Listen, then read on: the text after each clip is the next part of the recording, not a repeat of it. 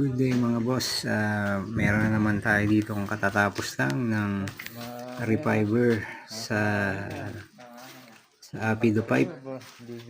Marami-rami itong marami-rami itong mga fiber sa loob na tinanggal at isinalpak pabalik. Yan, may kasama na tayong repaint dyan yung boss.